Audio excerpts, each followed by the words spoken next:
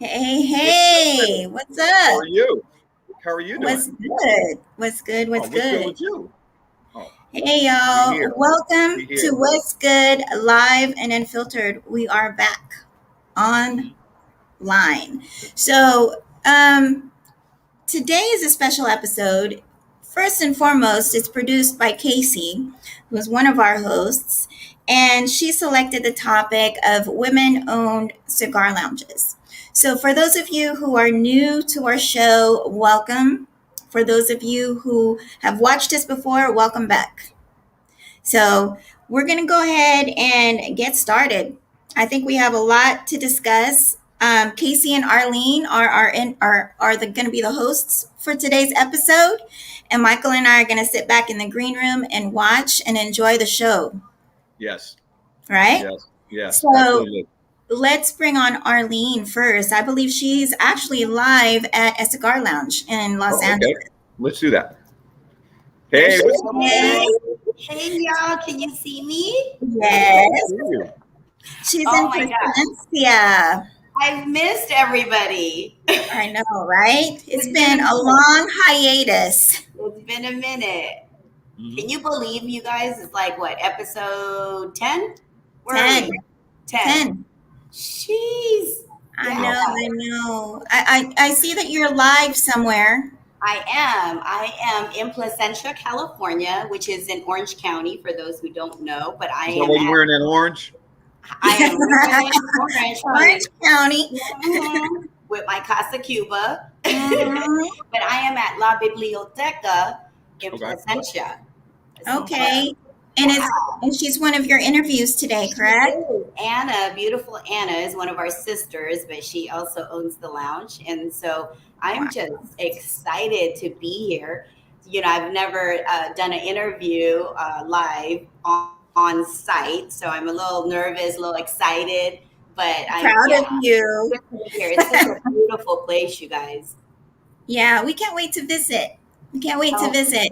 Yes. So let's bring our show producer, our episode producer for this episode 10. It's Casey K. Come on, girl. Miss Casey. Welcome. What's good, everybody? Live good, from New York City. All right.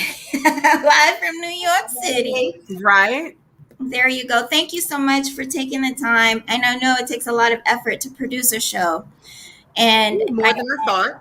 yes, a lot of work, a lot of work. And you selected an amazing topic because, again, this is a Sister of the Leaf series.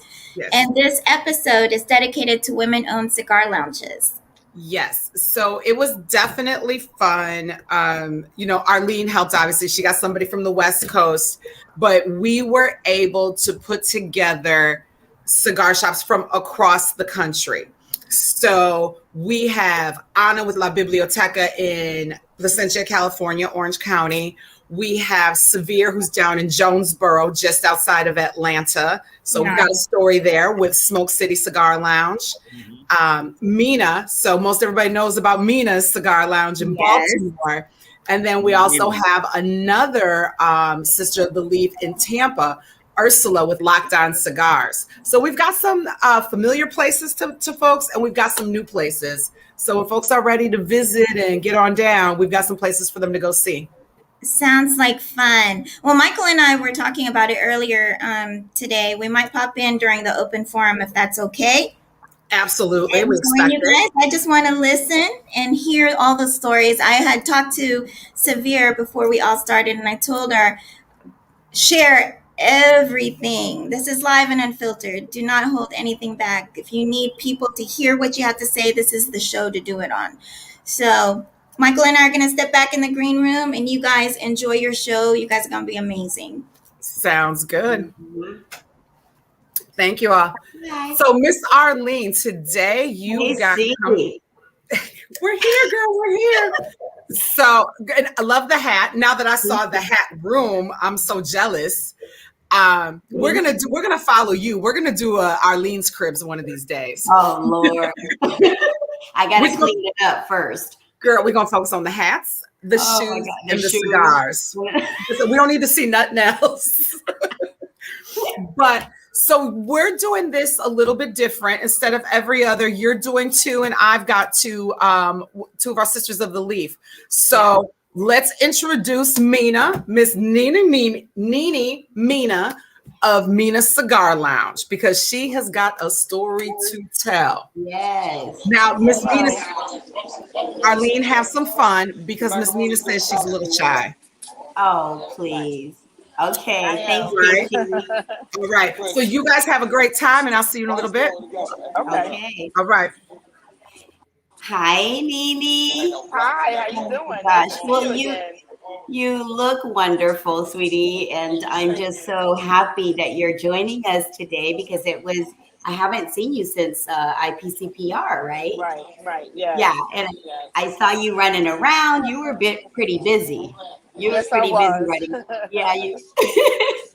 So, but I'm glad you're doing well, and I'm just happy that you're here with us. So thank you so much for taking the time. I know it takes a lot of, effort, time to just get out of your normal routine to be with us. So thank you for that. Yes. So, Nene, let's get right into it, right? Tell me, walk us through your story. Why the Cigar Lounge? And I mean, what started you on that concept? What started you on that path? Tell me a little bit about yourself and that. Okay, so I'm originally from New Jersey, and I started smoking about 8 years ago at this function called Cigar Sunday. An opportunity came up in Baltimore for me to partnership in a lounge. And needless to say, it didn't work out. The person who owns the lounge, I'm going to be very transparent, was a crook. So it really didn't work out. So I took over. Because I felt, at first I was just going to go back home. And then when I thought about it, like, God brought me here to Baltimore for a reason. So let me just see where I can go with this. So the first thing that I had to do was, get my tobacco license. And once I did that, I started asking the customers, what type of cigars do they smoke, so that I'll know what to order, because I opened on June 24th, 2017. And the IPCPR, the cigar convention was, I want to say it was July 13th. So it was maybe 2 or 3 weeks later. So I went, ordered different things, and they told me they liked or whatever. And, it was a success, because the customers for the previous shop, they weren't used to having a humidor as full like mine. But then the next step was, you need to know your product. So I started asking questions to different reps and, owners that I had become friendly with. And then I just started smoking everything. So I've smoked, let's say, 95% of every cigar in my humidor, including infused, whatever, because I want to know what it tastes like. So when I'm working and customers come in and they ask me for something new, I can give them my honest opinion. But I always tell them that your palate might be a little different from mine. So, but I try to figure out what I think they may like, based on what they tell me they smoke. Right.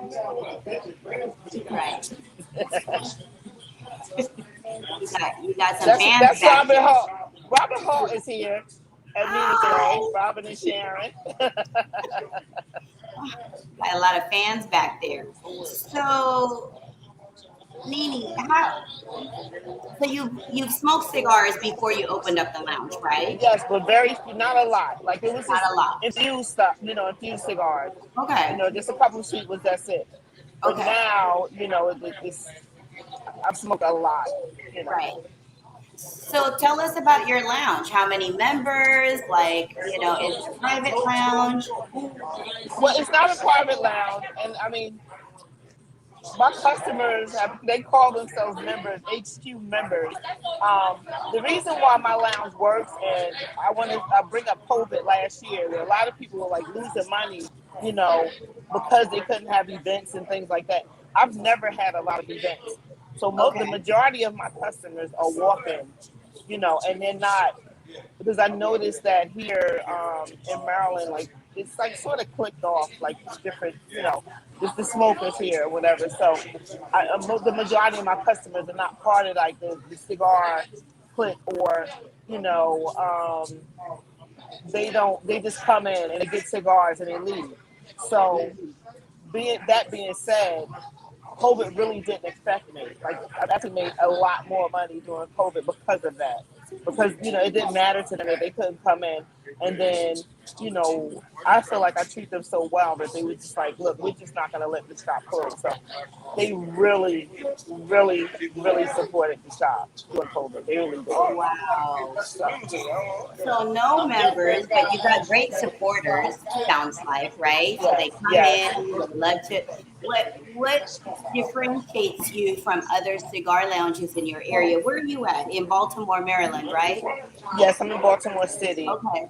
I guess the difference, well, I probably have the most intimate shop because my friend TK told me not to use the word small, so I'm going to say the most intimate shop here. But I have more cigars than some of the larger shops. So I always keep the humidor filled, and I normally have something in there that you just can't find everywhere.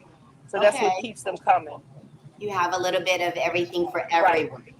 Yeah, and then when I do things a little different. Like, I'll offer food if I show the football game or whatever, and it's free. I'm not charging people. At one time, before COVID, every Sunday I had a cookout during the summer, free food, and people would come, and it was actually successful. So I just try to do things a little bit different from, other shops. Okay. So you're one of the cigar lounges in Baltimore, Maryland. Is there fairly a lot of cigar lounges around the area? Yes, like after I opened, a year after I opened, two more shops opened fairly close to me. And I swear it seems like every year, like 2 or 3 more shops pop up or whatever. But I don't concern myself with that because I'm not in competition with any other shop. Like, I'm in competition with myself. That's the way I see it. And I go and I support the other lounges, when I can. Due to COVID, I haven't been out as much because, I have a compromised immune system, so I didn't want to, get sick or whatever. But I do go and support other shops. Even if I post their events on my page, or I'll buy tickets, even if I can't come, to their different events and things like that. And they support me in different ways as well. Yeah. And you know what? There's enough for everybody, right? Yes, exactly. But what's amazing, Nene, is you're a female and you're African American, and you're doing it. Thank you. You're doing it. You're doing it, right? I appreciate that. So that inspires a lot of us. It inspires, I'm sure, and this is what the show is about, right? It's about the uplifting females, not just the Sisters of the Leaf, but cigar owners or cigar lounge owners, right? So I think that's the purpose of course, having you all on our show. I think that's really important. So I wanted to make sure that people heard that you're female and you're African American and you have a successful shop.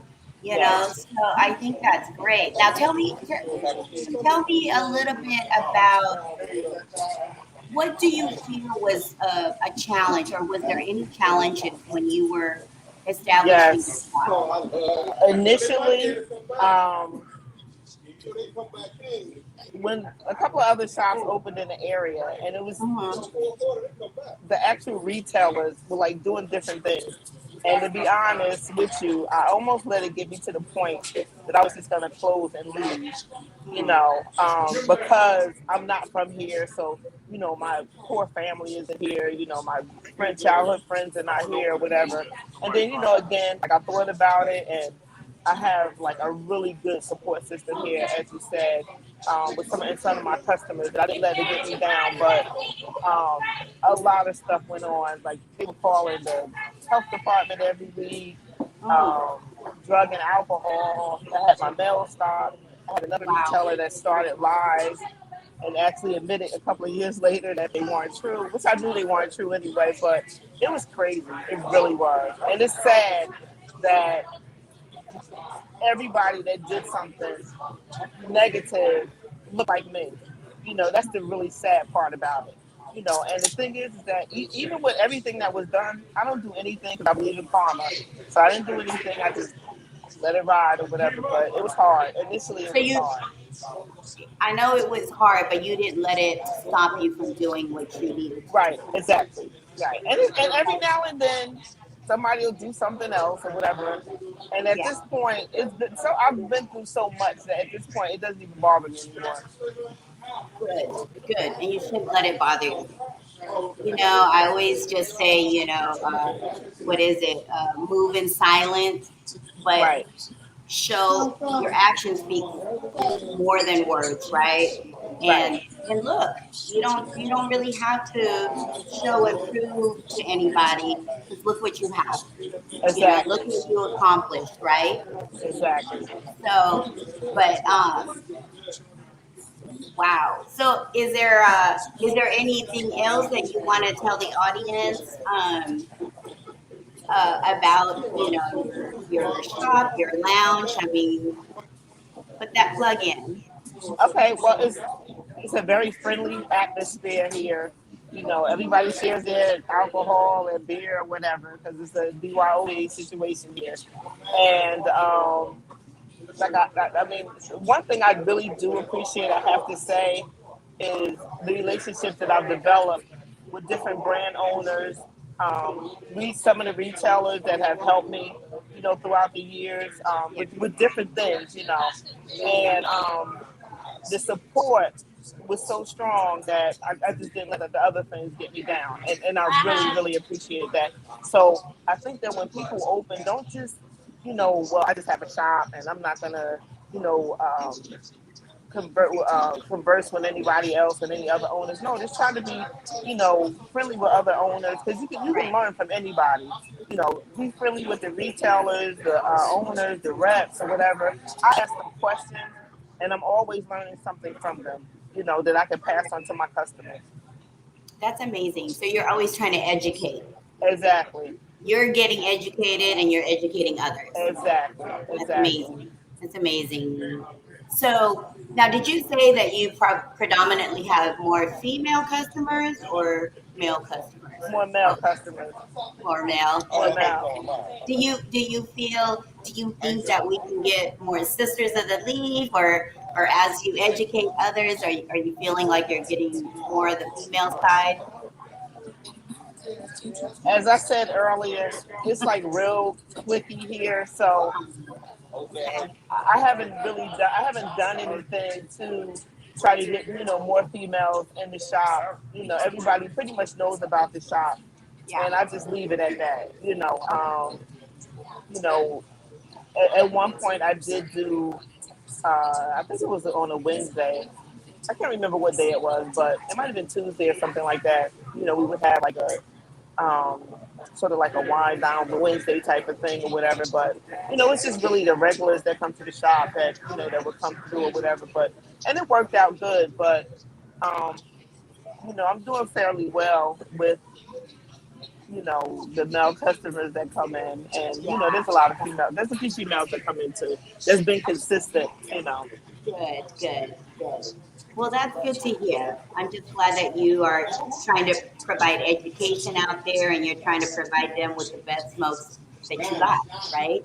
Yes. So, do you think, are you going to stick around because we have open forum? What we're going to do is we're going to come back together so we can kind of get into some nitty gritty and maybe just really get into some questions. Can you stick around a little bit, Nene? Yeah, I'll hang on as long as I can because Okay. I know you're I not have an event here. Yeah. Okay.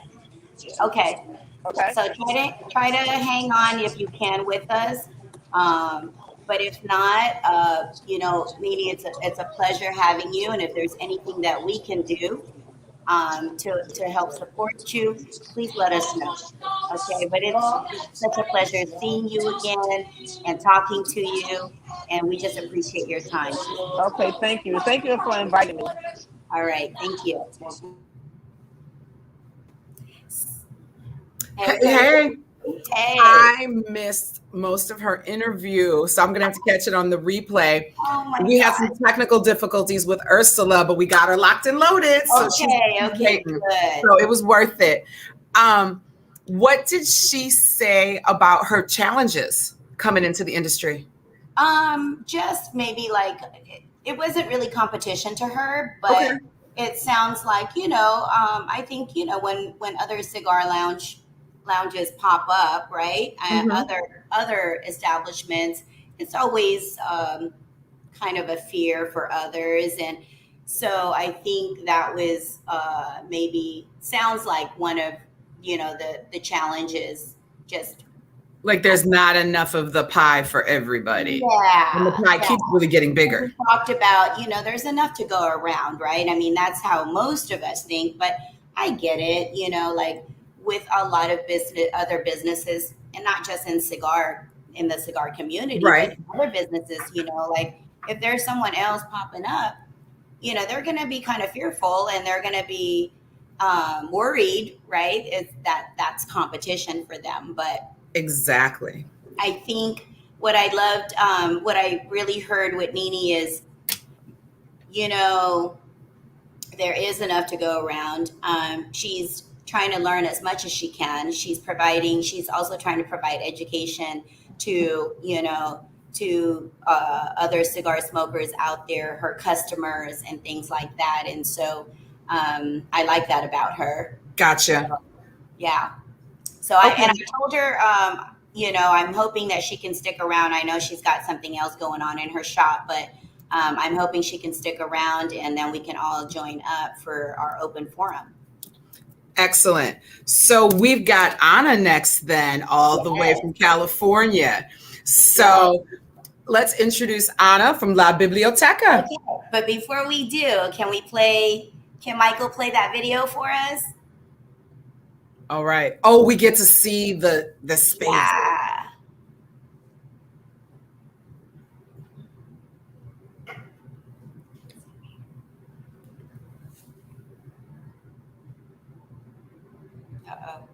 Uh-oh. Got a little technical difficulty. Oh. Nene's like, I'm back.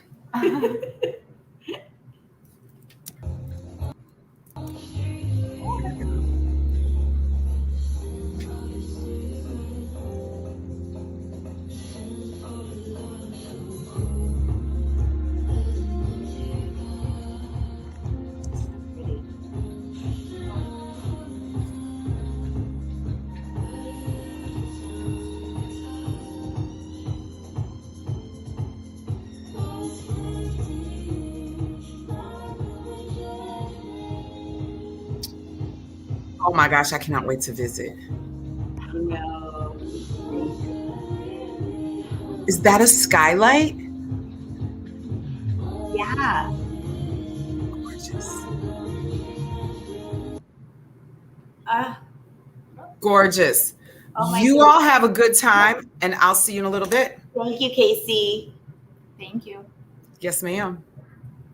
So I have the beautiful Anna here from La Biblioteca from Placentia, California. So we're in Orange County, and I get to sit here with her today. I get to hug her. Hey guys. She's always so beautiful. So I'm glad I'm pretty secured about myself because sitting next to you. Oh my gosh. This one. But Anna, you have such a beautiful shop here. Thank you so Oh much. my gosh, you Thank have a beautiful lounge, and you always make us feel so welcomed here. And I know my friends, I brought tons of friends here with me, and you always make us feel welcome. So congratulations. Thank you so much, Ursula. In your beautiful place. Now tell us, how long have you guys been opened? So we opened in May, beginning of May. Actually, the date was May 4th. Mm-hmm. Yeah, that was our first day. Like a Okay. soft open. Still didn't do. So right now it's what, 7 months almost. Yeah, 7 yeah, months. because I came to your grand Yeah. opening. Yes, So what a pleasure. Well, we didn't do the grand opening Until months later, right? Still Oh, no, no. planning on doing that. Oh, It was kind that of like was- soft opening, and it was like little party. Oh my little party. gosh. It wasn't a little party. It was Yeah. a big party. It was a big party. Yeah, we had I fun. thought it was the grand Mhm. opening. So Yeah, no, but grand opening, I still not ready. I think it's probably the way I see things. You know, I need to finish the patio and all the stuff. Oh but, yeah, that's a female for yeah, you. exactly. So if I want to do it, I want to do it right. So, Right, yeah. right. I get it. So, but it's absolutely beautiful. Thank you. So tell us a little bit about yourself, because like I tried to Google you and there's not much information on Anna, except all I saw was beautiful pictures of Anna, but I couldn't really find too much information. So tell us a little bit about your background on how you got started in cigar smoking, and how you came across this concept and opening up your own lounge. So, well, I started smoking only here in the U.S. Wow. And I'm in the U.S. It's going to be 7 years. 7 years. 7 years, yes. And I started smoking in here. My friends introduced me to that, the whole culture. I was impressed. I was amazed. I didn't know nothing about it, and I was fortunate enough to be around like good people who did the right introduction to cigars, the culture, and everything about it. It's very important. Yes. The first introduction is very important. Yes. Either you stay there or you just say, no, it's not my thing. I don't want to do it. Right. So yes, and I was working as an esthetician. Wow. Yes, so I was working as an esthetician and smoking here and there, but those two kind of things, they don't work together, Right. Usually it's kind of Yeah, usually it's a no-no. no, yes, and you still, people still can smell, like, even though, I was like changing my clothes, like a professional, but still kind of like, oh, are you smoking? Yeah, Like, do you smoke? Do you smoke? I'm like, I do smoke cigars. I was like, oh, cigar, those big ones. Yes, So yeah, slowly I actually found out about Instagram. Wow. I have And that's what you started posting I all started your posting pictures? and I was impressed how what a recognition I got, because there were so many cigar smokers, and at the same time the niche is very small. So Yes. pretty much everybody know each other. Yeah. So I was impressed, and start kind of trying to figure out. Then companies start reaching me out. Hey, would you like to come and work for at the trade show for us? I'm like, yeah, why not? And at that moment my English was really bad, but I took it as a challenge, Yes. So, and I just jumped on it, and Wow. slowly from this a beauty industry, I kind of start moving towards.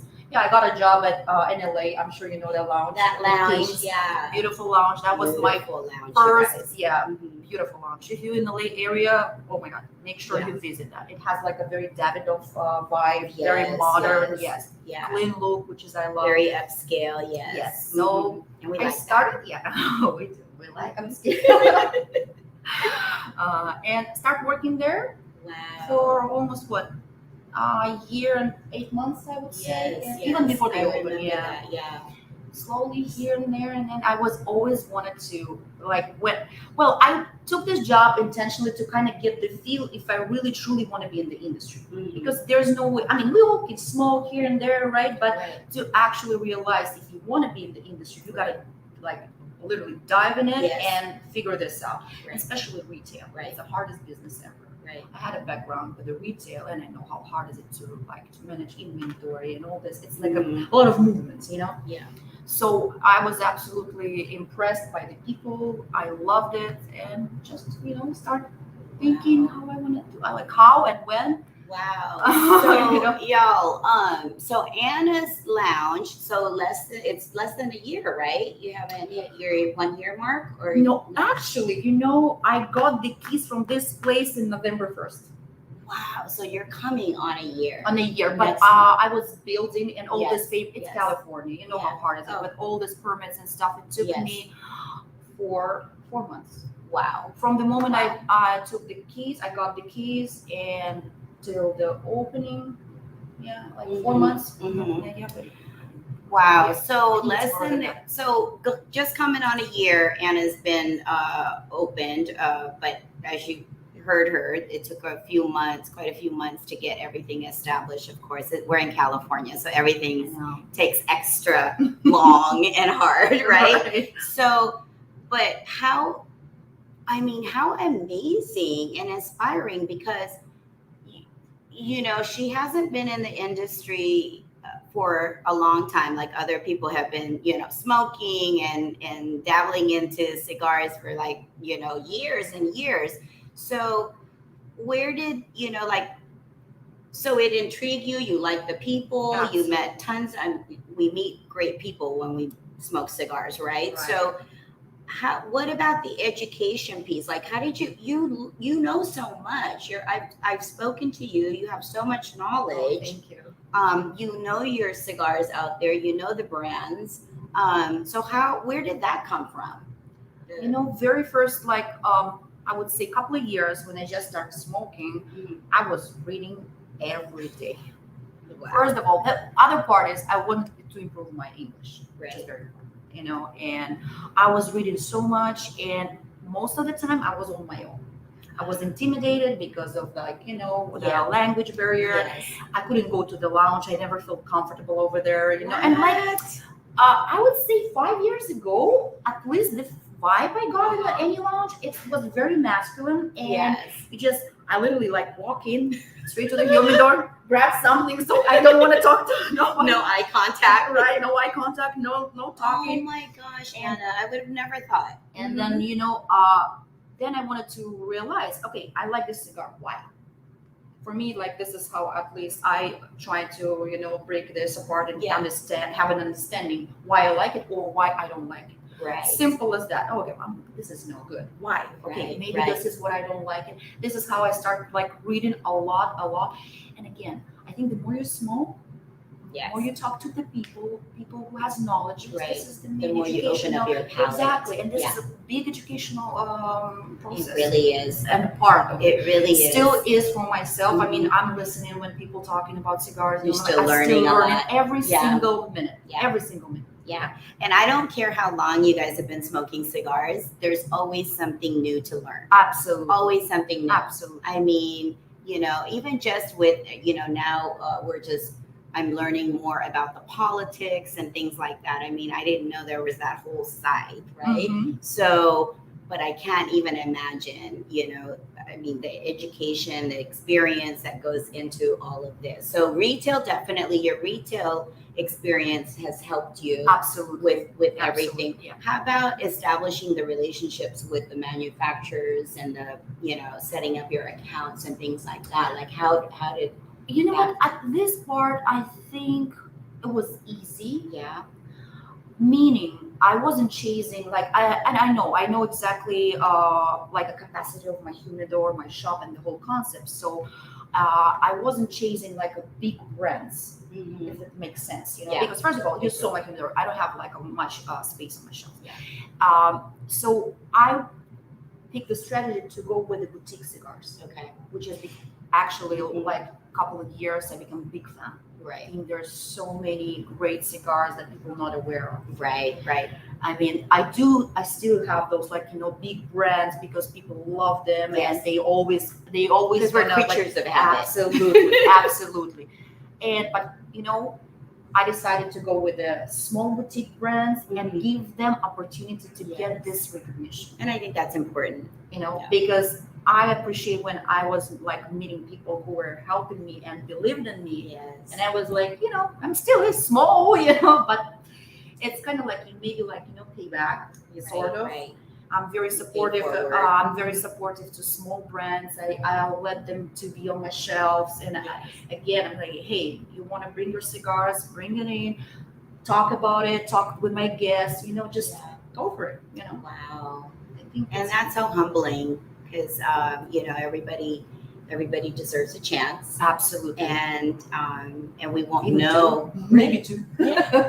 sometimes, yeah. But and it's good that we have people like you that will open up, because there's other places out there that they're just it's just not open Mhm. that way. Right. So I think it's great that you're giving everybody a chance to Absolutely. really prove their worth. Absolutely. And then it's going to be dependent on them. Yes. Again, it's Yeah. their baby, and Yes. I can give an Yes. opportunity, but at the end of their own, they have to, Right, right. raise the baby, make baby. Yeah. Do you Strong keep in enough. contact with so you let's say a brand comes in, whether it's boutique or whatever, Right. they come in, you're selling their product. Right. Does the relationship continue? Like how, or do you just feel like now that they got their product in, it's like they don't talk to you anymore? Like Oh, how no. does that? It's How does that it's a work? continuous relationship Yeah. all the time, every time. And they See, check on yeah, you. absolutely. Uh-huh. Yeah, some of them, but mostly I work with the distributors, so Okay. I don't do direct accounts. Okay. So distributors, they don't. It's a big monsters, right? Basically, you just send out orders, and I'm talking about, let's say, like a big brands, like a Fuendel, like Patron, all that Yes. stuff. But speaking of like a small boutique, they always follow up. They hear. Yeah. We always, and I support them they're on social hustling. media, absolutely, and that's how you have to do it. Yeah. I mean, it's Oh my God. Sorry to interrupt, ladies. Am I running out of time? Yes, Anna, I've got questions for you for open forum. Oh my goodness. I Oh my love gosh. the fact that you focus on the boutique cigars. So thank you very much, Anna. Your shop is gorgeous. Thank you so much. It's Thank you. beautiful. Thank you, because we can sit here and talk forever. So thank you for interrupting. Right. We're like, she's not paying attention to her notes. I know. I'm sorry. So you guys can chit chat in the green room and enjoy. Yes. And I've got you'll Cevere be coming fine. up next with Smoke City Cigar Lounge. All right. We'll see you in open forum, Casey. Yes, ma'am. Bye. Welcome, Miss Sevier. How are you? I'm good. How are you? Good, good. Now tell us where your shop is. We are in Jonesboro, Georgia, which is about 20 minutes out of Atlanta, in Georgia. Okay. Mhm. Excellent. And we've got Smoke City Cigar Lounge, right? Mhm. Yes. Okay. And for anybody that doesn't know Severe, you can kind of look behind her and see this well-appointed cigar lounge. But guess what? You can't go yet. Because when do you open? November 20th.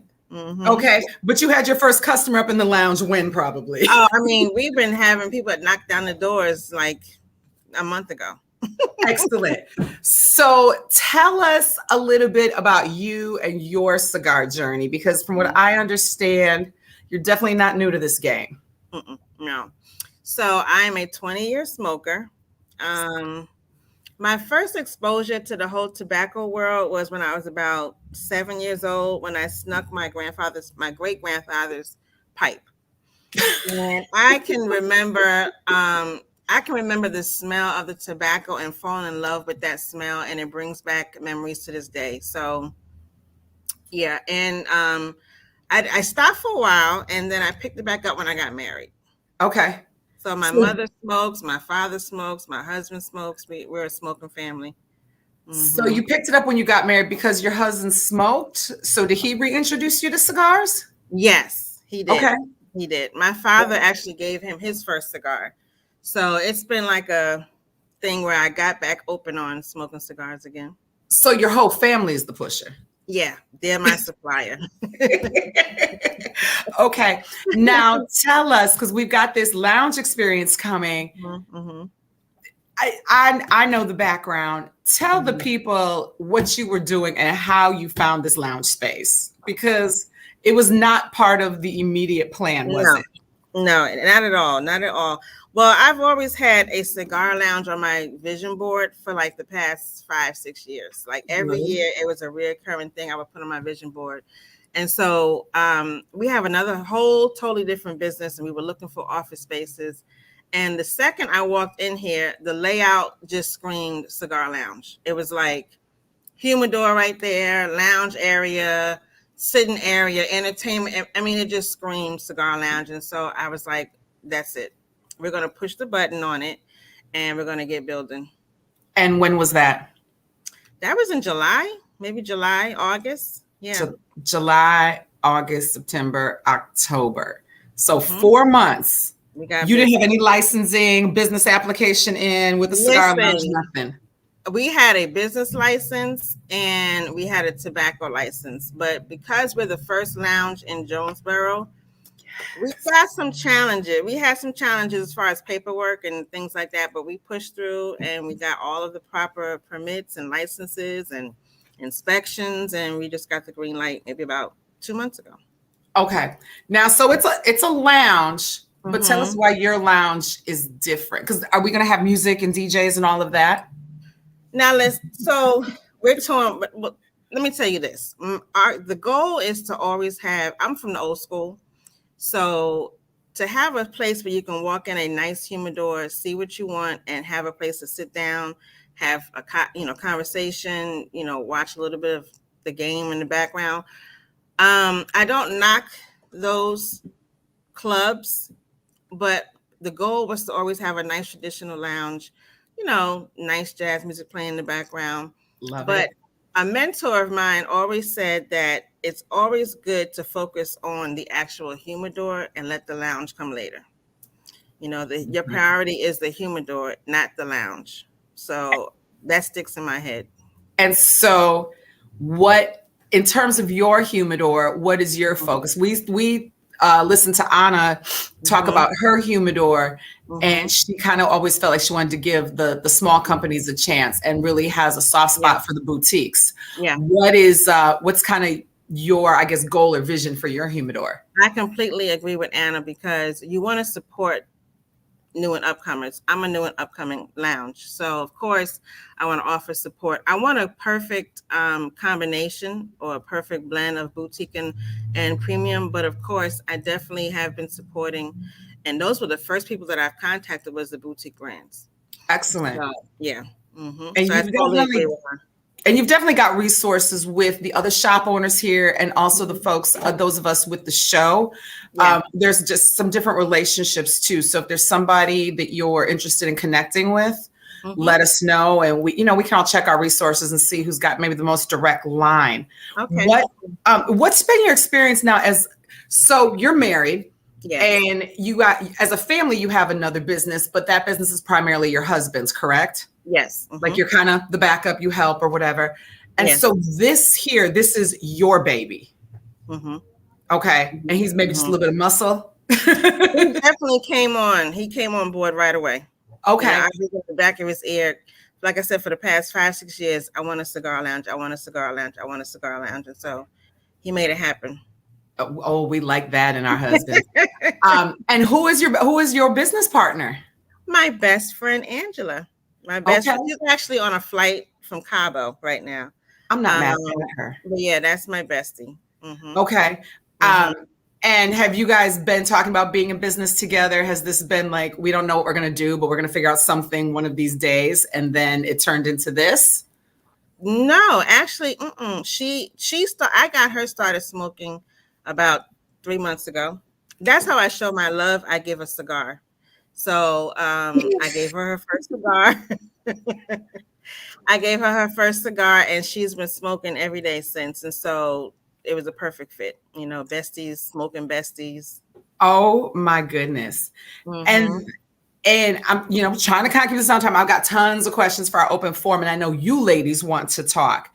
Now, in terms of the aesthetic of your lounge, did you design it with women in mind or just a general cigar smoker? No, I did not.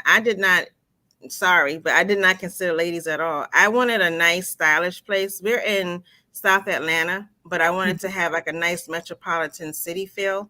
Okay. Almost like a Restoration Hardware, kind of a neutral feel. So it's not too masculine, but it also, you could tell a woman had her touch in it. Okay, so you've paid attention to the finer details. Yes. And we probably have a nice bathroom? Yes. It's coming. Excellent. And then my last question, when do you open and what is that day going to look like? We open on November 20th. It's a Saturday. That day is going to be busy because, again, we've had people trying to make us open up 2 months ago. And so they're like, they have it on their calendars. They have reminders. They have alarms set. So we're looking for a full day prayerfully. We're looking for a very nice, successful first day being open. Excellent. And that's good because now we just need them to use that same energy going forward. Oh yeah. Okay. Yeah. So like I said, I've got more questions for you, but we're going to try and get everybody's interview in, and we'll get to the open forum. If there's anything else that you want to add? No, No, I just appreciate the support from you guys. It's a pleasure being amongst these other women. I have questions myself. Yes. And so I'm looking forward to the open forum as well. Yes. So I made sure I connected you guys already. So we'll do that. We'll Yeah. make sure you guys get connected to Anna as well out in California. Okay. All right. I'll see you shortly. Okay. Bye-bye. Absolutely. Thank you. Mm-hmm. So we've had Miss Cevere. We've had Miss Mina in Baltimore. We've had Michael. We've had Miss Nene in Baltimore. We've had Anna out in Orange County and Miss Sevier down in Jonesboro, just south of Atlanta. So our last interview today is Miss Ursula Chaney Williams, and she has Loc'd on Cigars in Tampa, Florida. So let's go ahead and chit chat with Miss Ursula.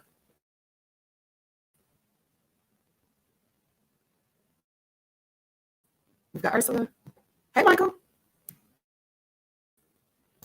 Sorry about that. I had to unmute. No, I was just letting you know, we just had some technical stuff on the back end. I'm going to go ahead and bring Miss Ursula on right now.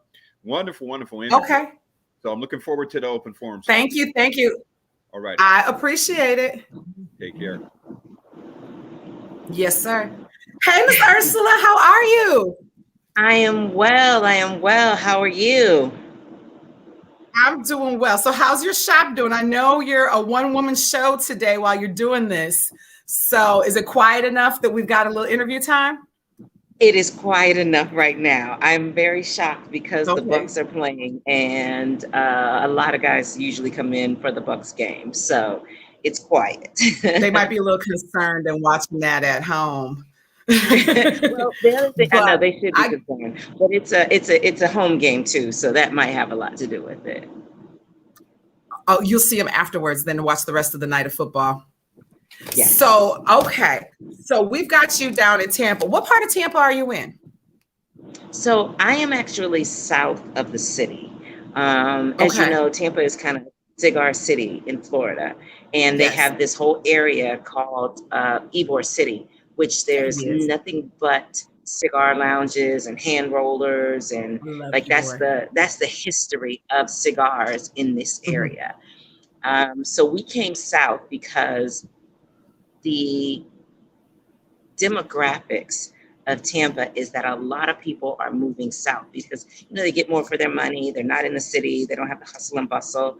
And when we looked, there was nothing out here. There was nothing from south of Tampa going south to the county line. And so that's why we came south. That's excellent, because we all were talking, we were like, oh, the business of this, especially in Tampa, because clearly there's competition, but like, Yeah. how did you make those decisions? Well, and I guess moving south, then you're taking, you're aiding yourself, because you're not like, well, it's me, but here's JC Newman and Arturo Fuente, so you've got a different segment. Now you had a business prior to the cigar lounge that was cigar related, correct? Well, not really. So my sister is my business partner, and we created Loc'd on Cigars in 2019, and we just started with pop-ups. We just started doing pop-ups. And so we did them here. My sister lives in Jacksonville. We do regular pop-ups in Jacksonville. And, but the goal was always, let's open a cigar lounge. Let's open a cigar lounge. That was always the goal. That is wonderful. And so when did this location for Loc'd on Cigars open? We actually have been open about 6 weeks. It opened on my birthday, which was the first day of NFL opening season, September 9th. So we've been open about 6 weeks now. Wow. I knew you were open only for a short time. I didn't realize it was that short of a time. Okay. So I understand now the one woman running of the show and everything, because it's still brand new. Now, are you working like full time outside of this? Are you at the shop full time? No. I'm a woman on the move. I actually have 2 jobs. I'm a physical therapist assistant by trade. And I'm also an administrator at Federal Express. So FedEx. So ma'am. Yeah, your girl is that is quite a bit. Now, how long have you been smoking cigars for? So My journey is kind of weird. I actually started smoking cigars when I was in my 20s. My brother introduced me to cigars. So he would come and visit me. I lived in Washington, D.C. at the time. He would come and visit me. We would always go smoke. But I didn't really smoke outside of that. And then I just kind of stopped smoking. And I really picked it up probably about 4 years ago when I moved back to Tampa from Houston. And it has been nothing but cigars since then. Excellent. Excellent. What now, in terms of your shop, what's been the most difficult piece for you and your sister? In terms of like whether it's manufacturers, other shops, the legislation? Probably licensing and legislation. Like I said, it's Cigar City here. It's Tampa. Everybody has a lounge. So opening a lounge was a risk. It was a huge risk. There are no female-owned lounges in the city, and there are only 2 other minority lounges in the city. One who's owned by my cousin. So, yeah, they're owned by men. So kind of breaking into this industry as a woman, especially here. And I don't want to say a minority woman, but I want to say a Black woman, an African-American woman, because there are lounges that are owned, I believe, by maybe like Cuban-American women. But that's the history. The Cuban history here is rich. So they have it on lockdown. So I would say probably just making sure that we're here, we're known. We're working through right now trying to get a beer and wine license. Eventually, we want to have a full liquor license. But that's challenging. It's challenging in Florida, and it's extremely challenging here in Hillsborough County. It's very, very expensive, and they only have a certain amount they will allow in the county, period. Now, are you allowed to do like BYOB? Right now, that's what we do. We do BYOB, and we do ask people to allow us to serve. So, we keep it behind the counter. People bring in their bottles, but we, keep it behind the counter. So they still get the experience. Yes, absolutely. Absolutely. So we do a little BYOB. In fact, I got a little cocktail with me. Right. I've got my wine. I've got a scratchy throat. So I'm not sure if you heard, I'm in New York City. I was here. I had some family things going on. So I'm in New York City. I'm at my sister's apartment. And she has a cat. I'm allergic. So if you guys hear me with it's not the COVID, but it's a cat that I'm allergic to. But we're in Harlem. Her cat's name is BK for Brooklyn. So Brooklyn runs the roost over here. So I just try and be like, look, let me just stay out of your way. So a little bit of a scratchy throat. So you hang tight with me for a second, and we are about to go into our open forum because I know you ladies got some questions and things like that. And I know the folks out there watching have questions for all of you. So open forum, we're taking questions from the audience, questions from each other. Louis, Michael, show your faces for me, please. And then go ahead. We got Miss Sevier. Okay. We have Miss Arlene. Hey. Louis actually on the phone, so she's here in a minute. And Anna will be back. Yep. And do we have Nene? Miss Nina? Yeah, I don't see her in her space, so I'm gonna wait until I see her in her space. Right. No, I understand that. Yes, and I know like she's got that Southern Draw event today. I don't know how she does it, coming off of a knee surgery a week ago.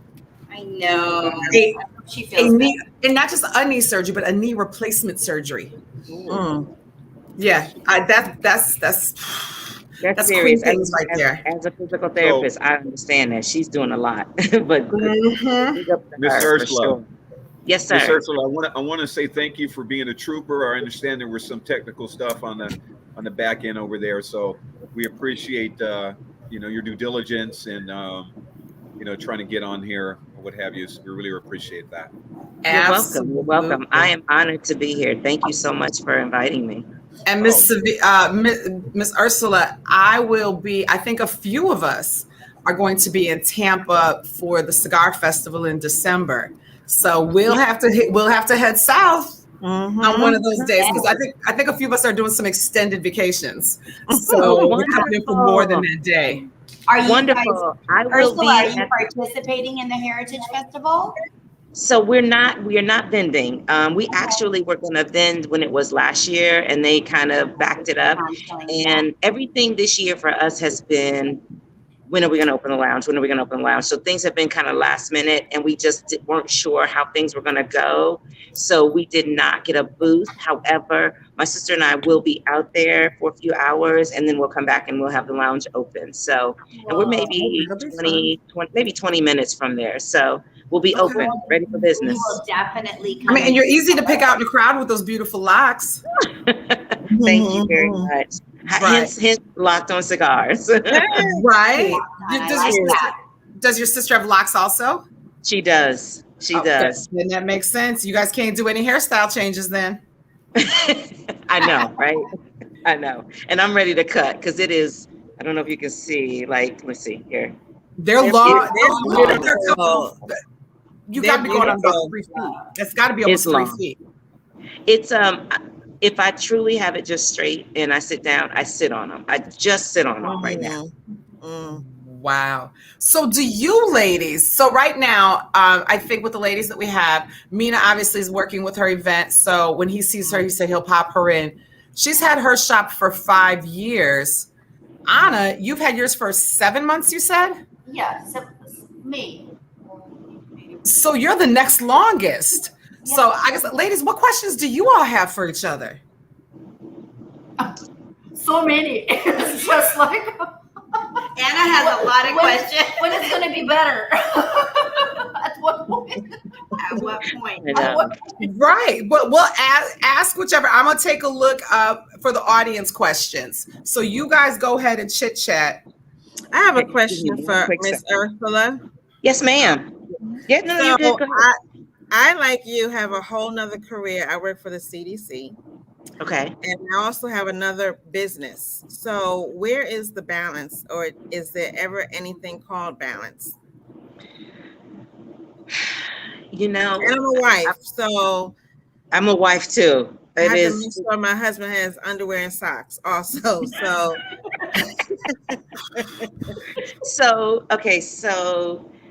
for me,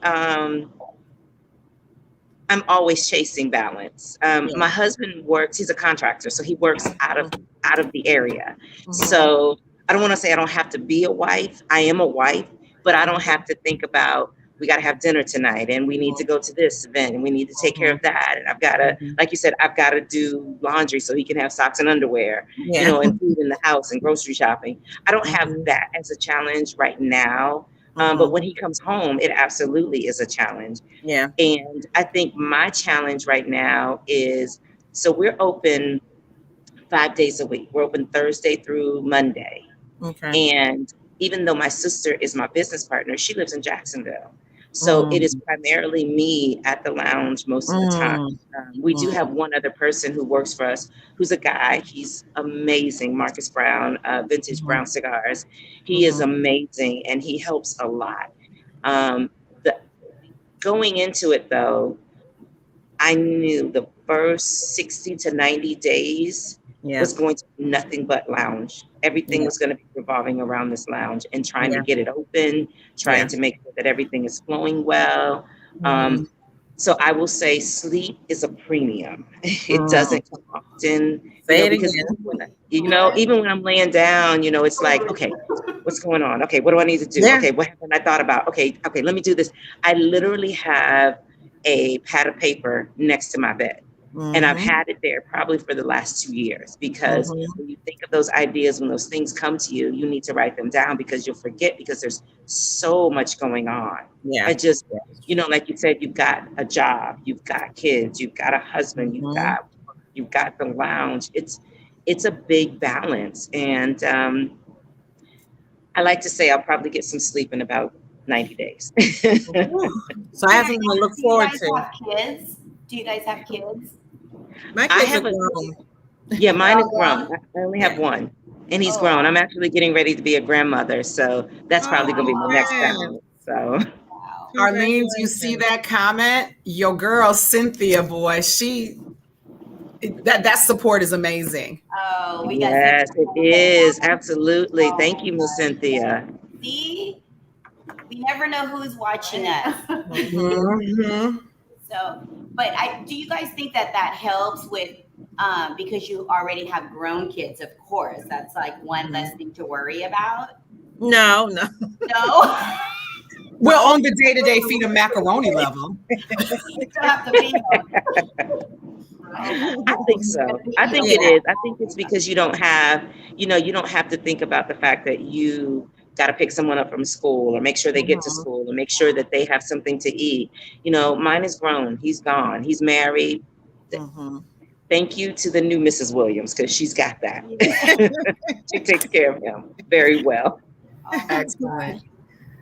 So ladies, now Ursula, you're talking about like all these different roles. I know Sevier, you're holding down several roles already, other business, new business, full-time job, wife, still a mom. Anna, you're a little bit younger. Do you have children? I have 4. Oh, wow. Man, how old are they? My son, he's actually watching the shop right now. Oh, thank you, son. Yeah. I put him away till he turned 21. Now he go to work. Oh wow, okay. So you got some. I've taken on some new roles in my life. Not quite what you ladies are doing, but I promise you, like, this notepad is my life. I keep a notepad in my purse. I take it, it goes next to my bed. If I wake up and something's on my mind, I write it down, and that way I can go back to sleep. Because trying to remember it in the morning, between some hot flashes and just age. Look, I'm just glad my phone has an area where you could put notes. Yeah. I use the notepad too. My phone, and I'm like, oh my gosh, let me hurry up and type that in, because otherwise, I'd be carrying around a notepad this thick. Right, because I'm a checklist girl. So what else do you all have? We've got a couple of questions from out and about. What questions do you all have for each other? So I have a question is it Anna in California? So I used to live in California, and my sister still lives there. So coming to California,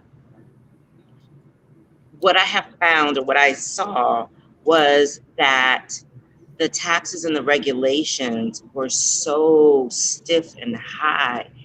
How do you overcome that? I mean, I'm going to take, an average, if you have a $10 cigar here in Florida, it might be like $18 in California. That's huge. That's huge. How do you overcome that? I mean, people from Florida, when they step into my shop, they're like, oh my God, are you crazy? I'm like, well, it's not me. No. Yeah. It's a significant difference. Yeah. And did you hear her, Ursula? They just raised it again. Yeah. So right now, 4.9, I think. Oh my gosh. Highway robbery. Yes. So is it the same with, maybe I should ask this. 1, does your lounge serve alcohol? And 2, is that also a challenge? Oh my God. Let's put it this way. It's impossible. To get a liquor license around here. It's very hard. Like whoever has it, like we have this 888, they grandfathered in. So we never had it over 20 years or maybe 10 years. That's the same here. Yeah. But for the new establishments, it's absolutely possible. People do it somehow, but there's so many. Even it's with very costly. Even the ones that grandfathered in, you guys. Now there's this new law here in California that it has to be so much. You can't smoke and drink in so many within the same area. So it's like you kind of have to separate. And I'm like, it's a cigar lounge. But you want to drink with your smoke. People know it's employment law.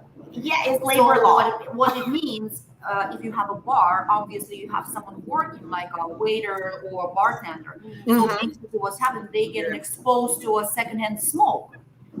And that's the problem. It's not having liquor and tobacco under the same roof, but having people working in this environment. Employees. Exactly. Wow. But the cigar lounge, But they're choosing because they know it's a cigar lounge. Still, They don't care. they can, let's say you fired a bartender, then he'll go, Yes, he can. file a lawsuit. He was exposed. Now he has this problem with his lungs. Whatever. It's my assumption, but this is the main thing. Wow. We had to take out when we went to go get our permit, we had to take the word out of lounge on our application because they thought that it was going to be a restaurant. And the zoning is so crazy here, especially in Jonesboro. We have different townships, but Jonesboro, man, gave us love Jonesboro, guys. Thanks, love you guys. But it was a lot. It was a lot. Oh, Louie, what you got over there, Louie? I have a question. I just wanted to pop in real quick because my question is with respect to the licensing and especially with alcohol. So does it make a difference if you have a private club? Is there a way to get around those rules if you make it more of a private membership only? I know in California there's a means of doing that, I think, but I didn't know in Atlanta or in Florida if that was something that was possible. No, not here. In Florida, if you sell food, it's easier to get a liquor license. Yeah. But you have to sell food, and it has to be a certain percentage of like your total gross income. And honestly, I did not want to go the food route. I just didn't want that whole nother beast. That's a headache. Yeah. I didn't want to do that. Order Uber Eats, bring your food in. Come on, let's go. That's what people do. People do it all the time. The type of license that like it works for clubs and nightclubs and lounges. When you have a food component, this is the most expensive and hardest to get. Yeah. Oh, okay. And I think right now they don't even like give them. Yeah. Well, because in California, Lone Wolf. Do you guys remember Lone Wolf? Yeah. And they had it was a private member club in close to Beverly Hills, I believe, and they were able to get around it somehow. But I don't think they had an alcohol license. Okay. And I think it's different because I know one person in North Carolina that is part of owns, him and his friends, a private club. And then in Milwaukee, there's a couple of them now. And so literally it's like smoking in your friend's fancy rec room, because if it's a private club, they can't sell cigars. So everyone brings bottles and stuff to put up on the shelf, and they do what they do. There's a little donation box. They have their monthly fees. But when I walked in, the guys literally were like, here you go, whatever. And I was like, oh, the princess.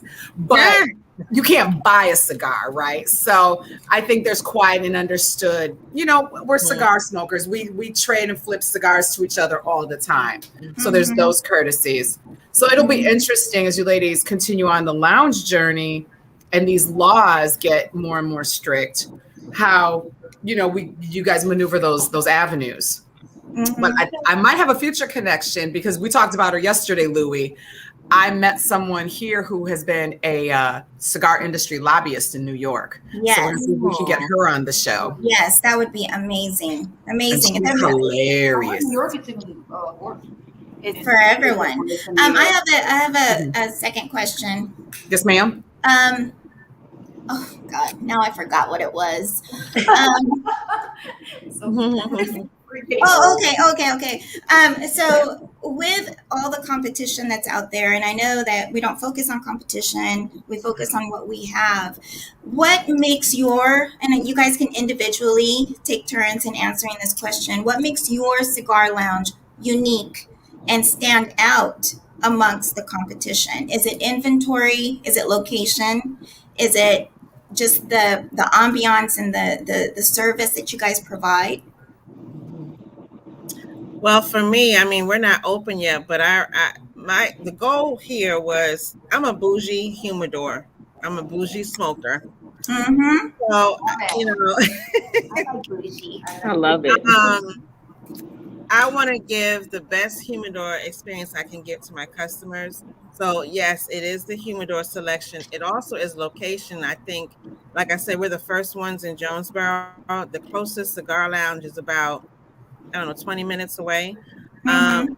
But Oh you my. know, the market, the location, and yeah, the customer service. Like I said, I want to really cater to that traditional cigar smoker who either wants to sit in here and relax, or that wants to just come in here, buy their stock up, and then go home.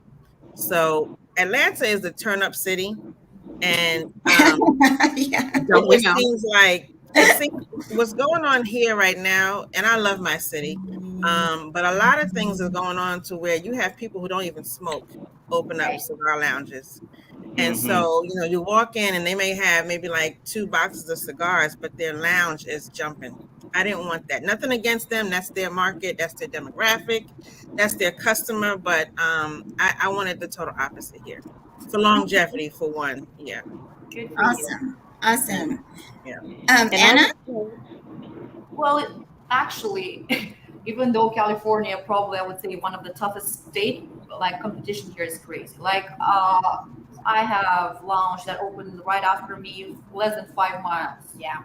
Wow. There's another one that is also like 5.3 miles, right? But when I was looking for the location and I did my homework on who's going to be my competition, right? So I tried to create absolutely different environment, different concept. Mhm. So I don't have a big walk-in humidor. My space is more like a social club. Mhm. Okay. It's perfect for the events, birthday parties, and so great for having tasting, educational classes. So I open this, like I keep the space open. So, and of course, I'm very proud of my ventilation. I think Mhm. Ventilation is really my ventilation probably one of the best. Yes. You have to have Very that. important. Yeah. Very important. Yeah. Mhm. What Ursula? did you use? I'm sorry. What did you use, Anna, for your ventilation? So I have one big ass fan. It's like big ass. We were using like a heavy duty crane to put it on the roof. Wow. Uh-huh. It's like I don't know. I think it's like about 5 tons, which is Mm. Oh, wow. so. Mm. And this is that fan takes smoke out. Mhm. On the other side, I do have a supply, which Mhm. another big ass fan that supplies the fresh air. Oh. So air has to be circulated. And Mhm. I'm so proud of it because I did my research. I was reading a lot, and basically it was just my architect. Mhm. Mhm. We put all this together. Mhm. Because I had experience in working at the Kings. There were some, mistakes or like a problem they were facing at the very beginning. So this is again, you live, you learn. Yeah. And Right. for me, listening to clients, especially when the guys coming in with their wives or girlfriends, and Yeah. if they don't smoke, they Yeah. can be in that environment. Yeah. Yeah. We And all know we're not trying to wash our hair every day. Right. all right, I'm using dry shampoo. So, You you do what know, you gotta do. Keep it Yeah. back. Mhm. it's all about air balance. Answering your question, Sevier. So it's all about air balance. So what I did, I always did. I went extra. So I hired a company who did the measurement on every single grill I have. Mhm. Mm. So the numbers on the paper will match, because Mhm. sometimes you put those on plans, but no one actually makes sure that it works. Right. Right. This is very Right. important. I'm very proud of my ventilation, and Right. I'm getting a lot of compliments on that. For me, it's Good. a big, yeah. That's very important. Extremely Very important. important. You don't want to smoke having clouds of smoke in your face. Right. Right. Right. You Right. don't enjoy it because what's happening, you keep inhaling your secondhand smoke. Yeah. That's Right. what the whole experience ruins. So Yeah. Right. Right. Good So point. I have a question for you ladies, because we've had some conversations about men in business, women in business.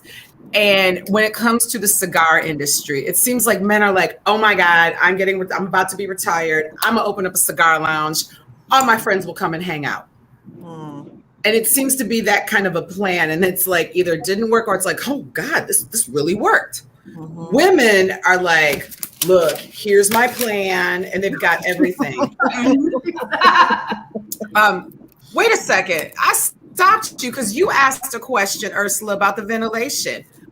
I'm sorry, Sevier asked a question. We didn't get back to you, Ursula.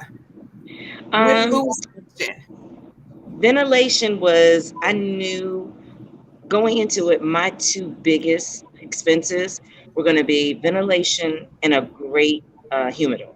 I don't have a walk-in humidor. I have cabinets.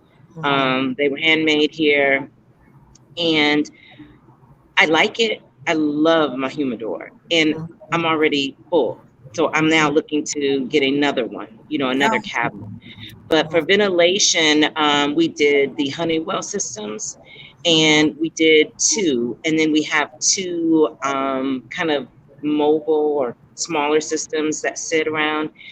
And so I have about 1,600 square feet. And so trying to figure out whether or not that was going to be adequate was my challenge.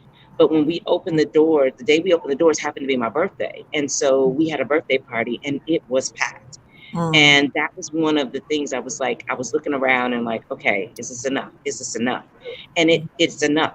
But that is one of the things as well, because like you said, we smoke, we're ladies. I don't want to go home. I know that I'm going to smell like a cigar, but I don't want to smell like a chimney every night, 5 days a week. And this is a lot of hair. I can't be washing this every day. I can't. Like that's not happening. So I have a great ventilation system. And then also, and I know this is a shameless plug, but the lady who started my locks, she's been in business for 30 years. And she just made a product for us, and it's called Smoke Out. And it's like a hair incense. And so, I spray that. When I go home, I spray that, or I spray it first thing before I come. It is wonderful. It is absolutely wonderful, because before then, I was like trying to figure it out. I was like wiping them down. I was brushing them out. I was doing that because you still have, even though it's not a lot, it's enough. And you wake up in the morning and your pillow smells like a cigar. Like, wait a minute, I don't like that. So the ventilation works very, very well. I like to think, and the feedback that I've gotten is that the ventilation is good. So that was big. That was big for me. Great.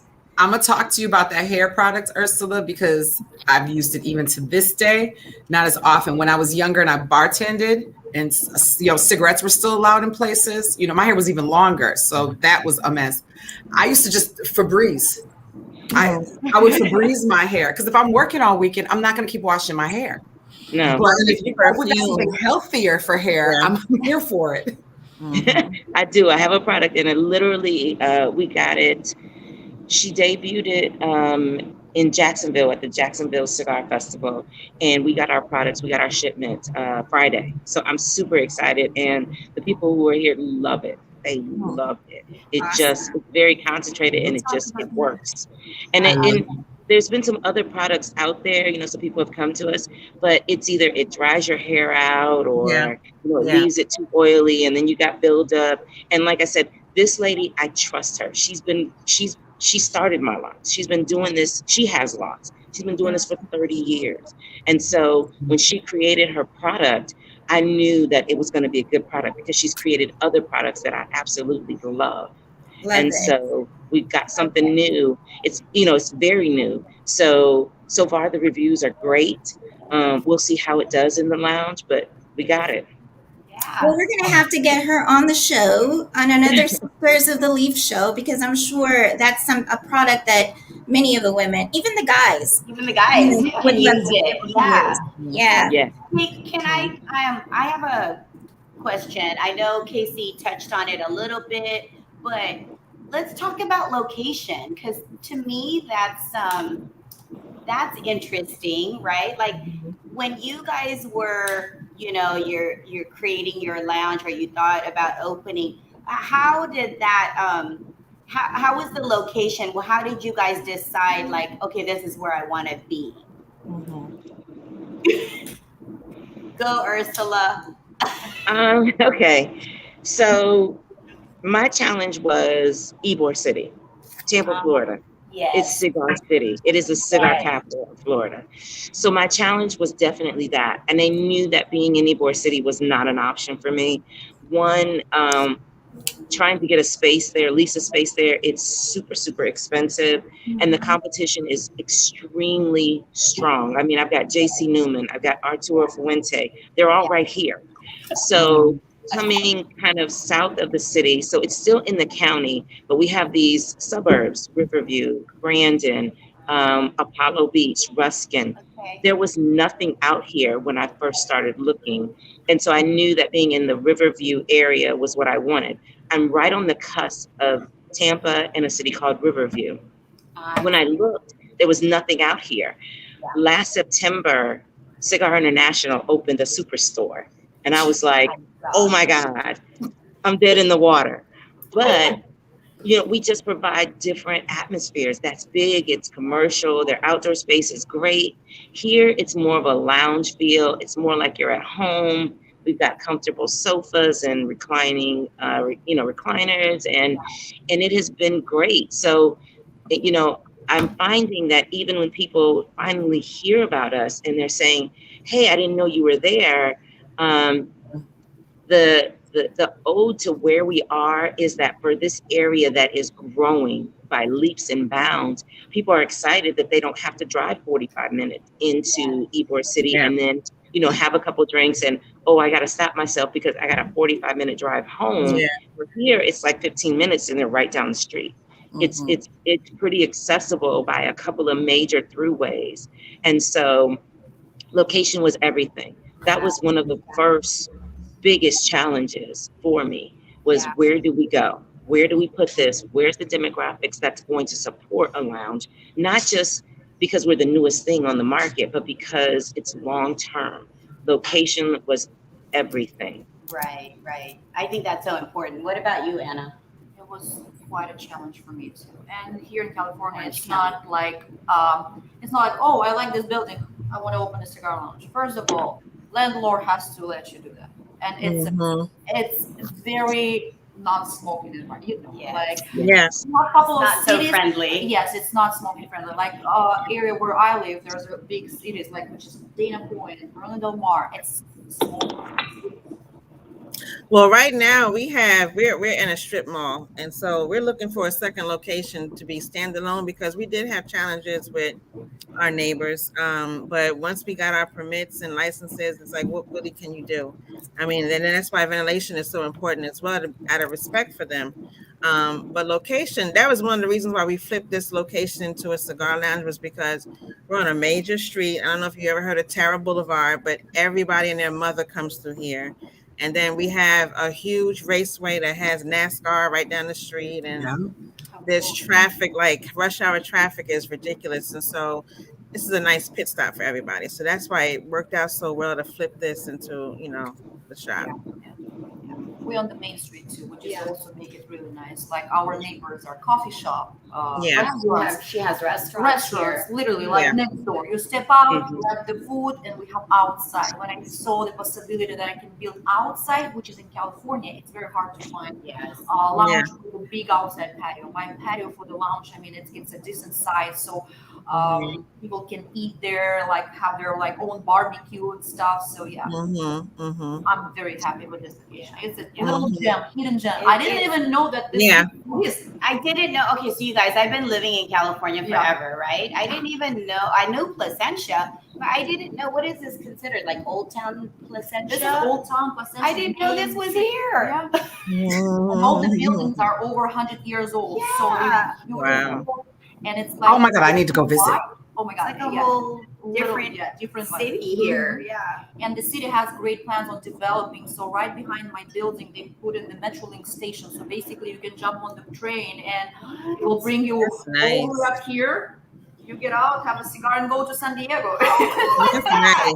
Yeah. Oh my gosh, ladies! I think that's so important. Like, you guys have really put a lot of thought and effort into your location, into building, into your ventilation. Like, how amazing to hear that. People think it's so easy to just open up a cigar lounge. Right.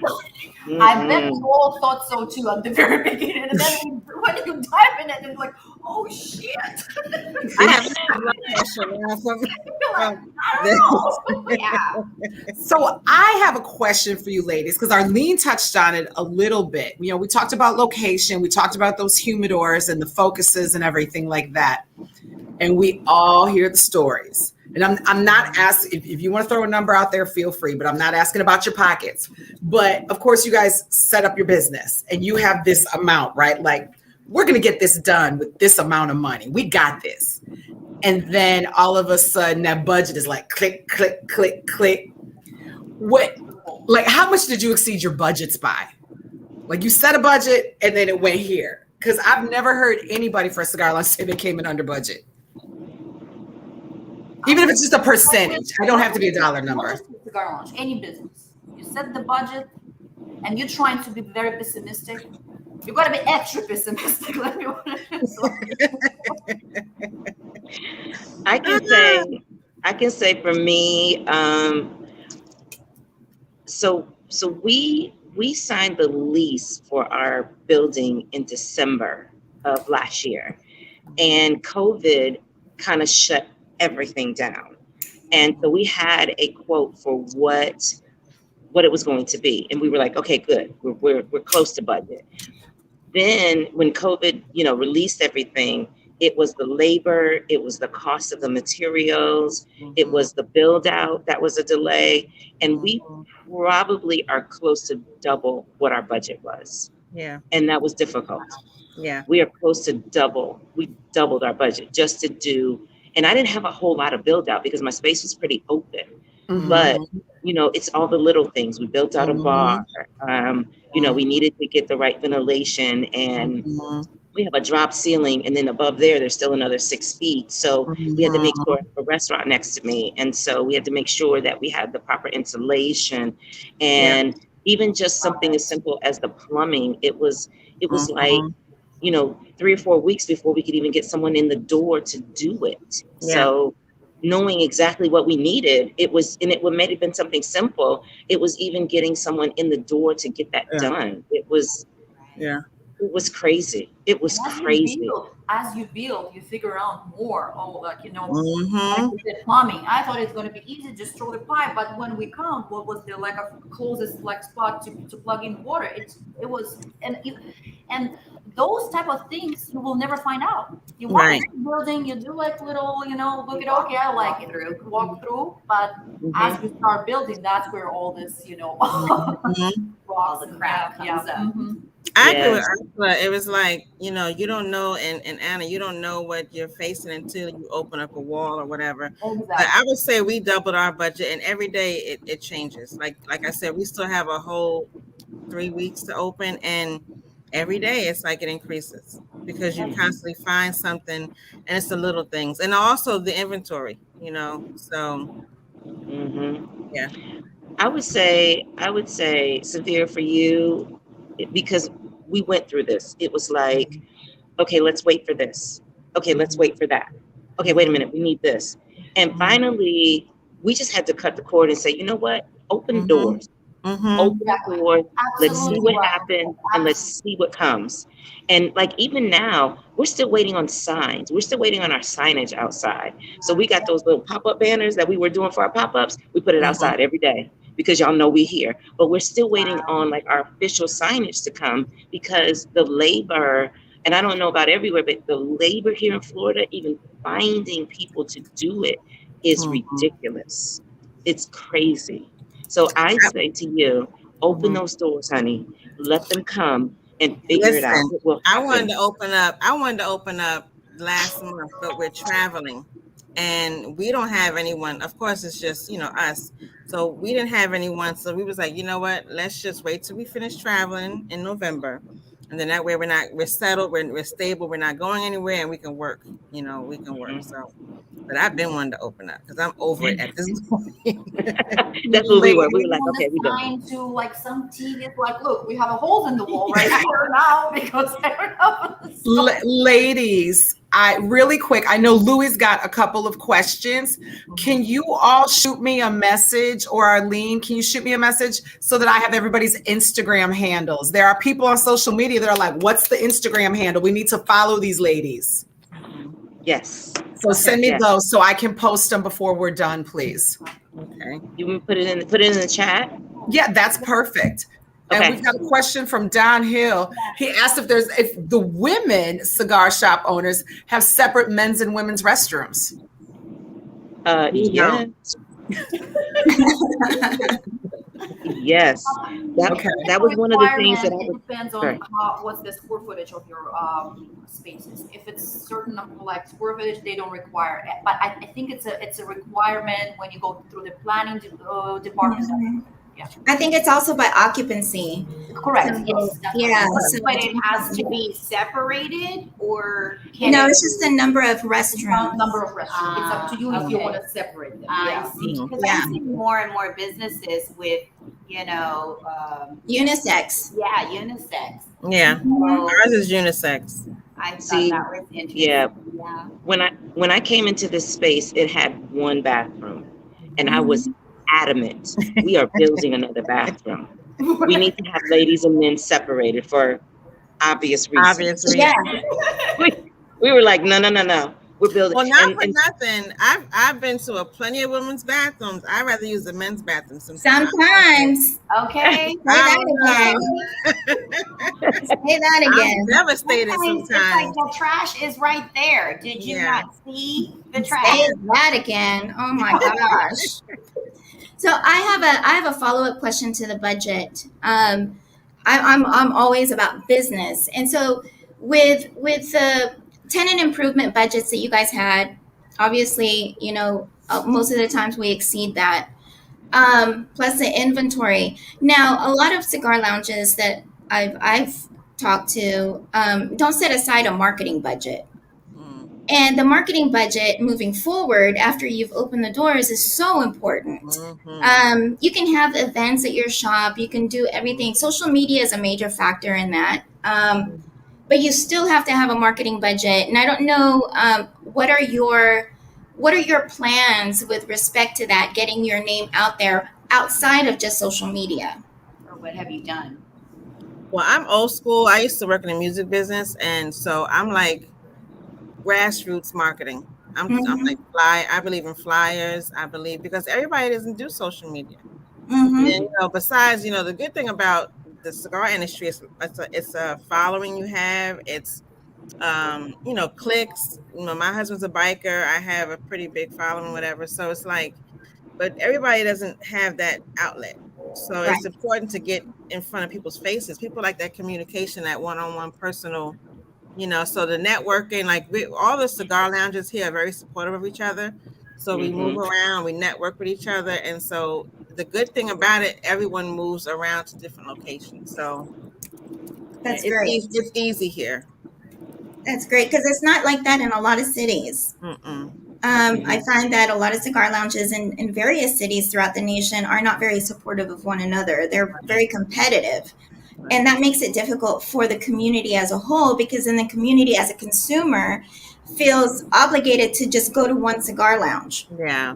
And feels guilty about going to another. If you post it on social media, there you are at another cigar lounge. They take kind of that ownership of their customers. How do you guys overcome that if you do run into something like that? So for here, again, being Cigar City, it was definitely difficult.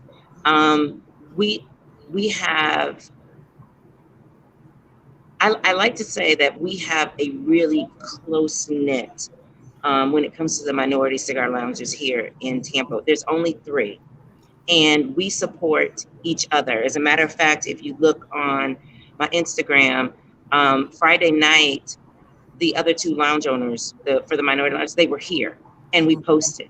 One of them happens to be my cousin, so he's always supportive. When he advertises, he says, hey, if you're on the north side of town, come here. If you're on the south side of town, please check out my cousins. They're there.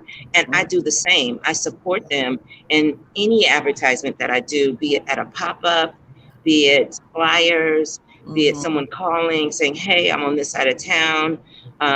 We all belong to different cigar clubs. So we advertise in there and saying, you know, when people come to town, where do I go? What do I do? We advertise for each other.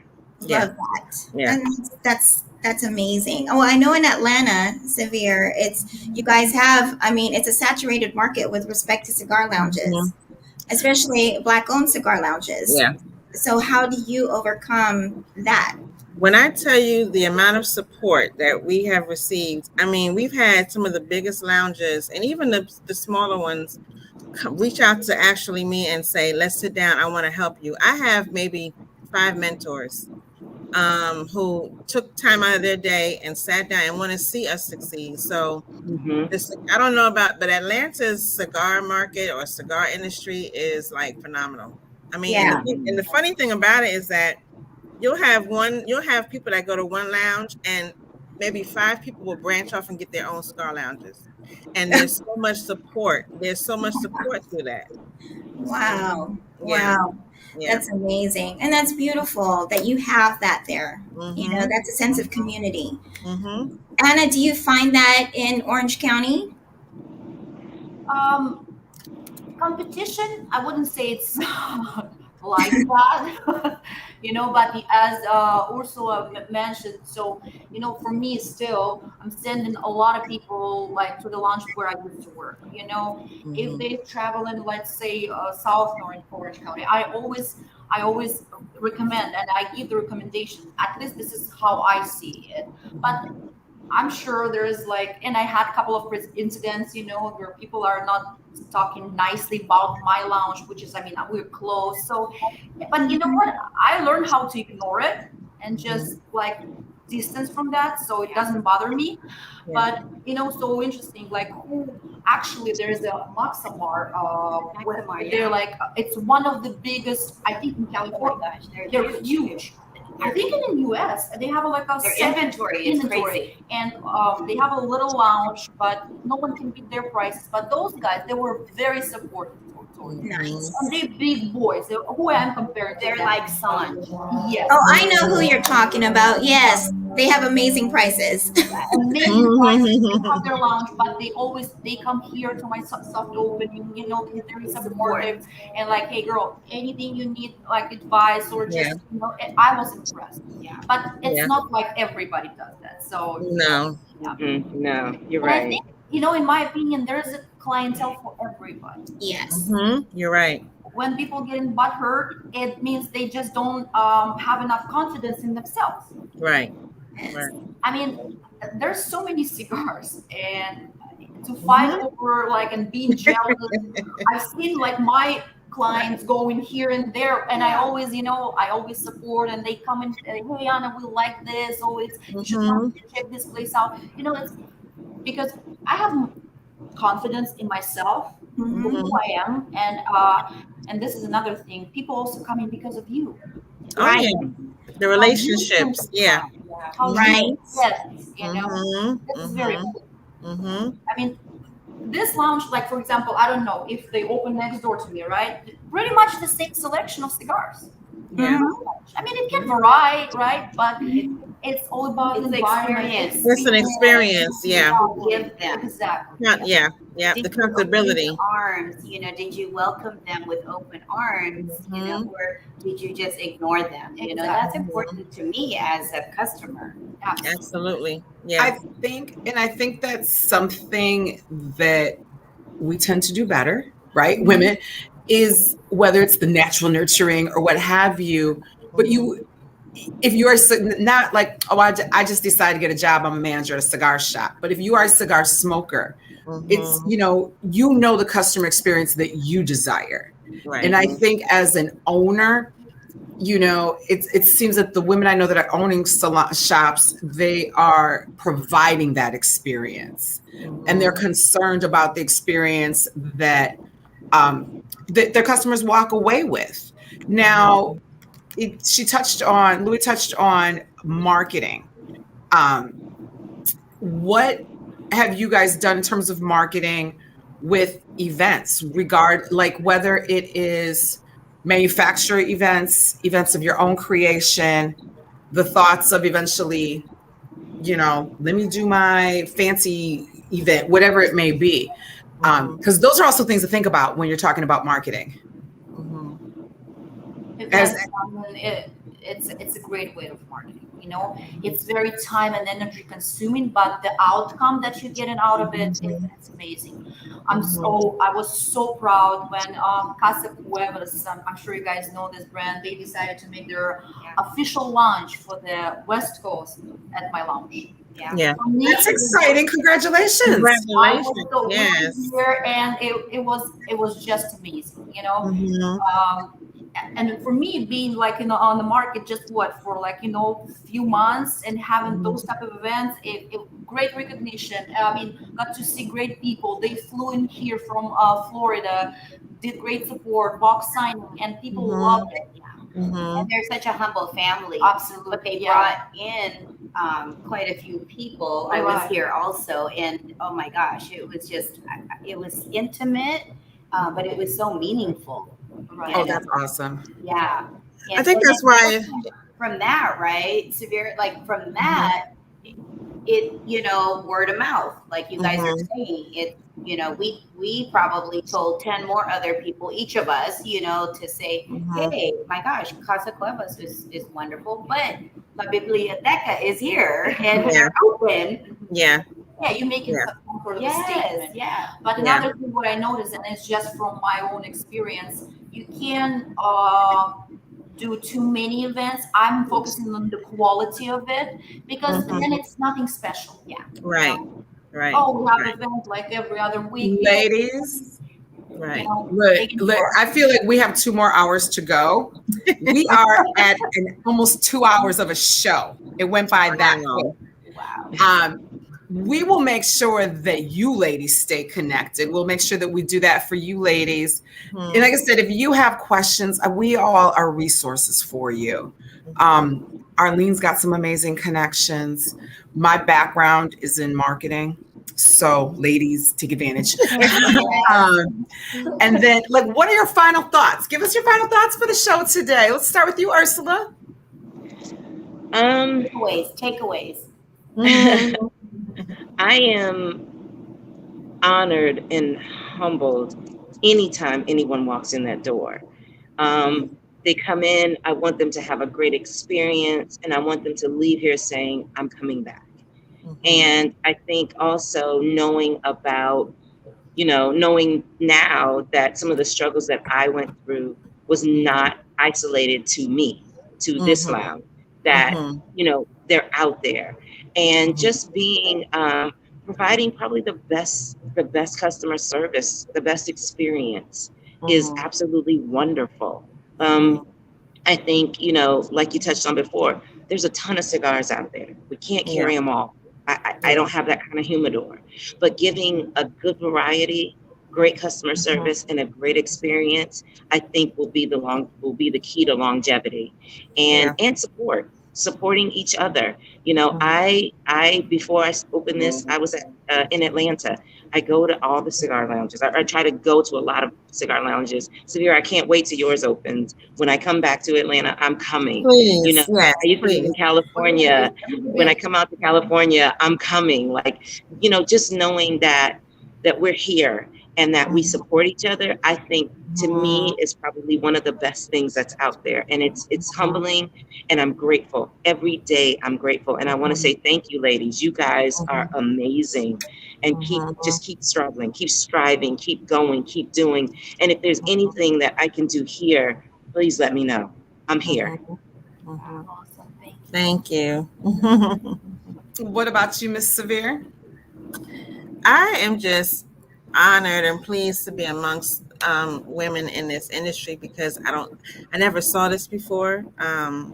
So I'm very passionate about cigars, and I just want my customer to come in, and I want to convey that passion to them. I want to give them what they need, give them what they're looking for.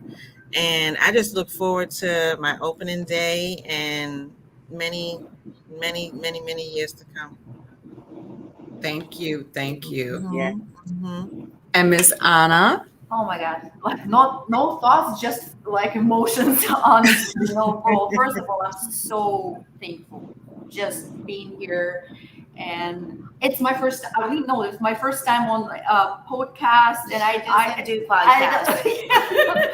Now for what reason. Like my English is still kind of. You But, did just fine. Great, I'm great. very thankful to be surrounded by such amazing women. Mhm. And you know what? Probably the main thing I keep telling to myself, and I really want to tell to you girls, just be who you are, Mhm. because you are enough. Mhm. If you're already doing it, just can you imagine how many people wanted to, or were talking about just the fact that you're doing it? Mhm. It's like hands down. Mhm. And now as a lounge owner, I feel more how does like the responsibilities, I would say, to keep the Mhm. industry going. Yeah. And as for us, like females, to represent Mhm. the industry Mhm. Mhm. and bringing our women touch in that. And Yeah. I'm open in the lounge, and it's as if it's like my home, and I'm happy to see everybody who walks in. And the best and the most, I would say, sexiest thing in that, when Mhm. people walk in and they say, "Okay, what should I smoke?" Oh yeah. This is the best. At least for me, being in Mhm. in the retail, in the lounge owner, this is the Mhm. best. I would say gratification. Mhm. Mhm. When they Yeah. when they not coming in and just going straight to the humidor and like grabbing something, but they come Mhm. for you. They want your opinion, and Mhm. just be honest, true to yourself. Love you guys. What an amazing time. Yeah. Thank you. Arlene, what you got? Well, first and foremost, I appreciate each one of you guys for being here. Nene, I wish she came back, but Right. I am so grateful to see you all just doing it and making it and being successful. You guys are taking risks, like big risks. You're putting all your, everything you got out there. So that is so admiring for me, and I mean, the admiration and the appreciation that I have for each one of you guys for just sticking it through, just making it through is amazing. And so I commend you all. I thank you for being here, taking the time with us. I mean, you guys have such, so many other things that you could be doing, but you're spending it with us. So thank you. And just much success, much blessings. And again, like Casey said, if you guys need anything from us, we're here for you. Thank you. Thank you. Thank you, ladies. One quick note, if you guys can stick around after this, we'll all be in the green room hanging out for a second. The executive producer asked for you guys to stick around. I just want to kind of reiterate what Arlene said. Like, I'm just so proud of you ladies. I'm just really so proud from Nene, from Mina's story of, I was going to do this little partnership and kind of invest, and they went flaky. So I just did it, and I think that's kind of the message. Like, if anyone would have told Anna, like, you don't speak good enough English, you don't know enough about cigars, you just started, she would have never opened up Biblioteca. Sevier, you're ready to open, except you're just like, I don't have the time. I'd rather travel for a minute because I know I'm going to have to be married to this thing, And I think with you, Ursula, that advice, like, just do it. If you're waiting on these things, there's a way around it. Just keep going forward because it's all going to work out. And I think that's so motivating.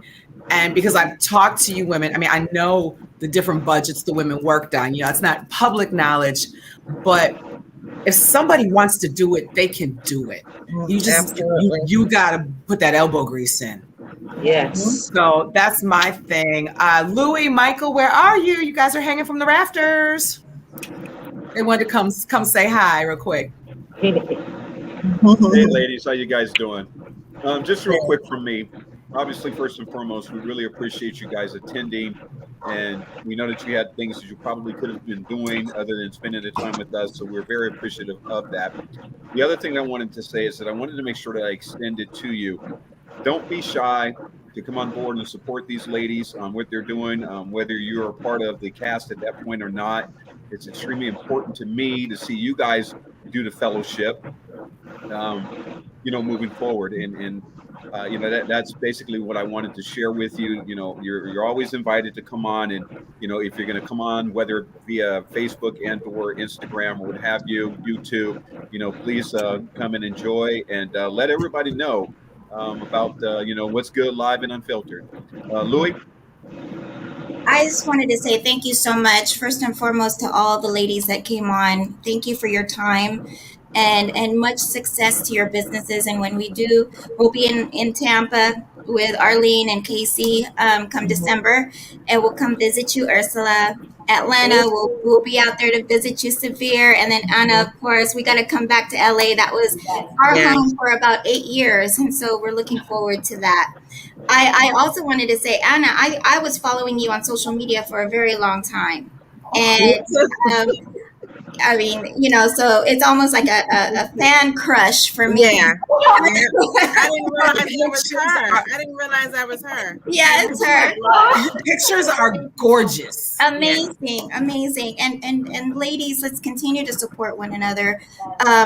Casey and Arlene, our love to you, both of you. Casey, you did an amazing job with your episode today. I know it was a lot of work, and she produced this episode amazing. And Arlene, thank you so much. You guys are so awesome in front of the camera. I'm taking more of a back row because I love the technical and creative side. I'm not so much a camera person, so I'm actually very shy. I feel you.